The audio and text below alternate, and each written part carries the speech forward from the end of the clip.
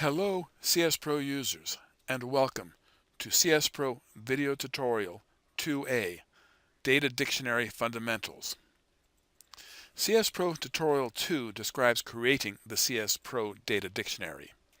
In this tutorial, we explain how the CSPro dictionary is used and the relationship between the dictionary, the data file, and the CSPro application. This tutorial is meant for those not yet familiar with the CSPro dictionary concepts. If you are already familiar with the CSPro Data Dictionary, you may wish to continue on to the next tutorial. This tutorial is based on the sample questionnaire described in Tutorial 1 and used in Tutorials 1 to 8. If you are not familiar with the questionnaire, review Tutorial 1. When you enter data using a CSPro data entry application, the data are stored in a fixed format text file. The CSPro Data Dictionary describes the organization of this file. It gives a description of how data are stored in the file. A data dictionary file has the extension DCF. We begin by looking at how data are stored for our sample questionnaire. CSPro stores data as a text file. The image you see here shows the data as stored in the file. Let's compare this with the questionnaire. We need a way of knowing where items are located in the data file. That is, in which column position do I find the data for each item? This information comes from the CSPro Data Dictionary. The CSPro Data Dictionary also provides the size of the item and the data type of the item. Let's now compare the questionnaire, the data dictionary, and the data in the data file. The first household ID entered is 0001. Looking at the dictionary, we see that the ID starts in position 2 and is 4 characters in length. Looking at the first household in the data file, we see that positions 2, 3, 4, and 5 are filled with the household ID. There are two types of records in the data file: a person record and a housing record. These are identified by the value in the first column of the record in the data file: a 1 indicating a person record, a 2 indicating a housing record. Let's examine the individual items beginning with age. Age is a 2-digit numeric field starting in position 6.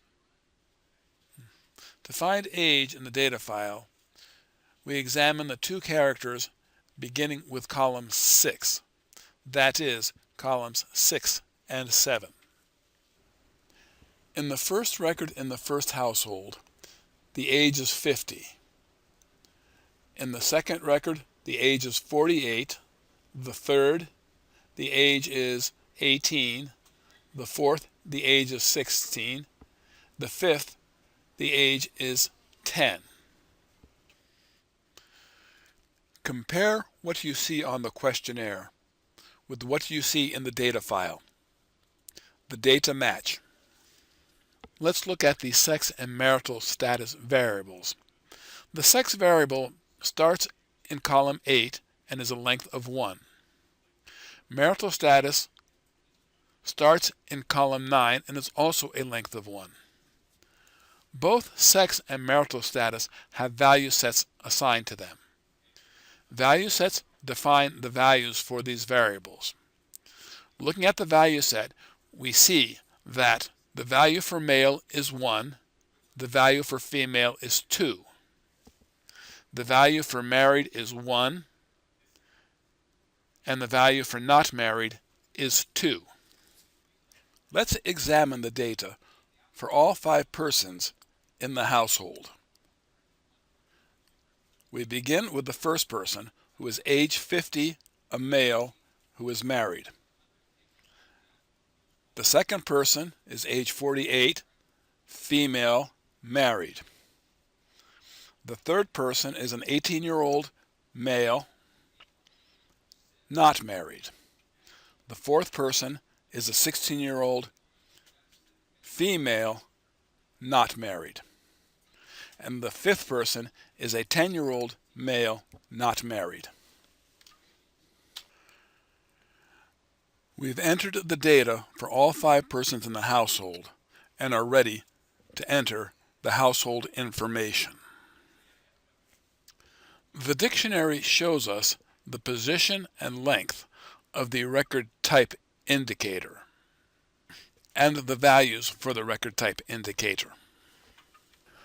A 1 for the person record and 2 for the housing record. Examining the value sets for the housing items, we see that type household for the first household is 1, single family, and type roof is 1, wood. For the second household, type household is 2, multifamily, and type roof is 2, metal. For the third household, type household is 3, homeless, and type roof is 3, other. It is important to remember that changing the size of a data item in the dictionary does not change the size of the item in the data file.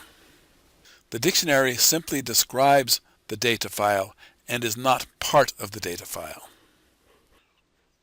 For example, suppose we change the length of the age field to 3, so we can accommodate ages over 100.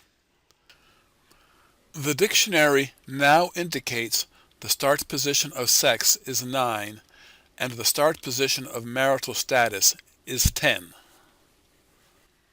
Let's compare this with the data file. The data file has not changed. Only the dictionary has changed. The dictionary indicates that age is a 3-digit field beginning in column 6. Looking at the data file, we see that the 3 digits beginning at column 6 is 501. 501 is not the correct age, but age with the value for sex as the 3rd digit. The dictionary points to column 9 as being sex, when in fact column 9 is marital status. The dictionary points to column 10 as being marital status. Column 10 contains no data. Changing the size of the age in the dictionary has resulted in CSPro giving incorrect values for the data item and the following data items. Remember, once you have created a file using a CSPro data dictionary, you cannot change or move a field in the dictionary without reformatting the file. If you do, you will get incorrect results. If you do need to reformat a CSPro data file, you can use CSPro's Reformat Tool. This will allow you to create a new file while changing the size of a dictionary item and/or repositioning an item in the file. See the CSPro helps for more information on using the CSPro Reformat Data Tool.